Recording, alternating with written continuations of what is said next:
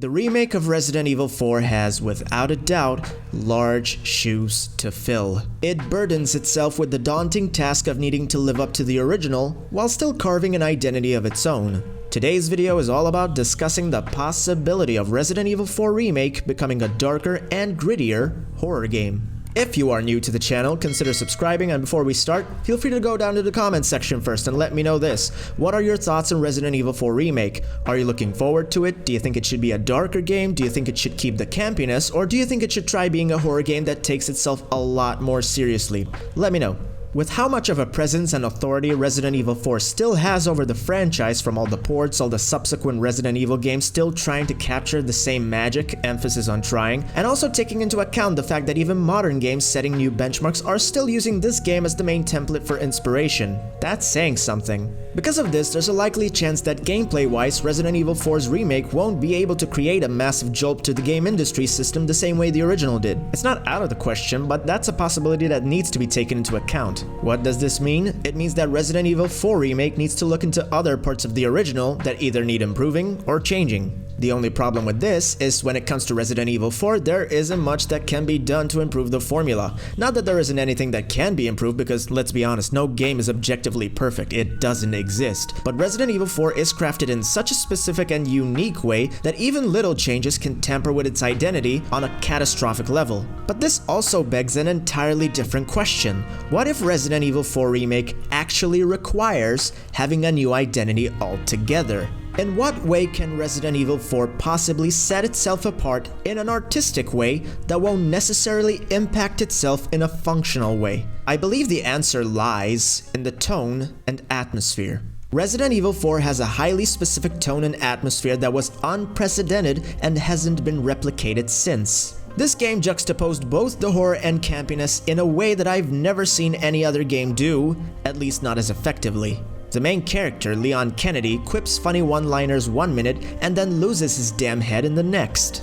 This is a contrast that you will experience from start to finish over and over. In theory, this contrast should feel like the game is fighting itself over whether the game should stick to being horrifying or campy. But instead what happens here is that the contrast between the two actually elevates both of them to heights that wouldn't be achieved if the game just stuck to one or the other, resulting in a well-paced shuffle between both tones that is more harmonious than it has any right to be. The lighthearted moments make the gruesome moments stand out even more, and vice versa. This is the edge and finesse Resident Evil 4 wields in its hands that will prove to be a challenge to outdo almost 2 decades later. And that brings us to the tone and atmosphere of the heavily rumored upcoming Resident Evil 4 Remake. We know from previous entries that shifting the focus to more action never works in its favor, but we also know that the balance that Resident Evil 4 struck in 2005 hasn't been successfully replicated since, leaving the remake with supposedly one option. And that option is to just make an even darker horror game. This idea needs to be explored yesterday.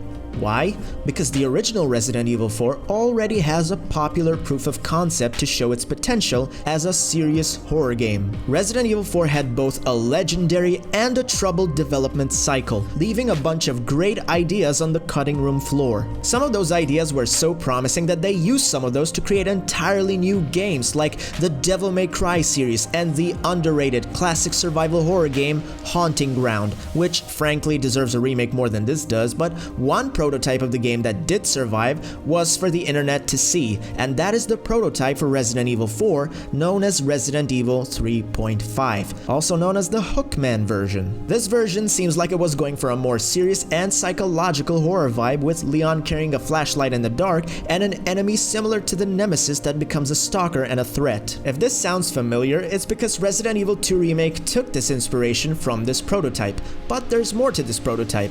The Hookman version, among other versions, toyed around with the idea of adding supernatural horror and psychological horror. A couple of these prototypes had Leon infected with a virus, and it had an important gameplay role, affecting his psyche, creating hallucinations, and playing tricks on his mind. Unfortunately, this idea required creating both a real world and a hallucination world, and due to some feasibility issues, ended up getting scrapped for the version that we ended up getting. In the final release of Resident Evil 4, the infection only affected Leon during cutscenes. However, Resident Evil 7 and 8 did experiment with this hallucination stuff, and hopefully this gives more confidence to the developers to bring this idea back into the remake. To top it all off, some of the earliest leaks detail the possibility of RE4 Remake diving deeper into certain things, such as a bigger emphasis on the chainsaw enemy we all know and love to be scared by, Dr. Salvador, rumored to have a more fleshed out backstory and even more importance in the grand scheme of things, even going as far as to stating that the remake is currently under the working title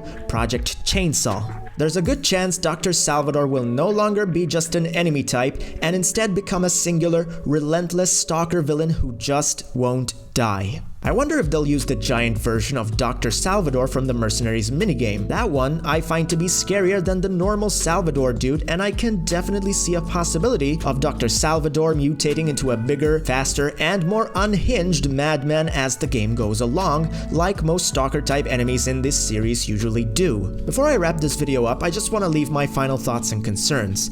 Is Resident Evil 4 Remake going to be darker than the original? I think all the hints point to the answer being yes. That does seem to be the case, but is it going to be a better game? Well, that sure is a tall order. I think a more fair question should be, can this darker, more twisted spin on the source material succeed in carving its own identity without even needing to live up to the original? That remains to be seen. My number one biggest concern whenever Resident Evil takes itself too seriously is that it leaves itself open to hurting itself.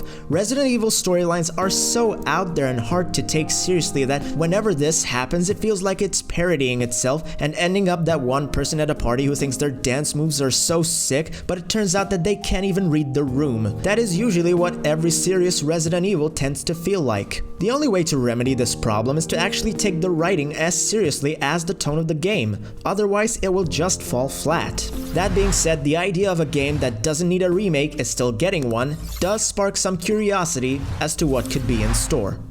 And with that, the Raven draws to a conclusion. Thank you so much for watching, and I'll see you next time.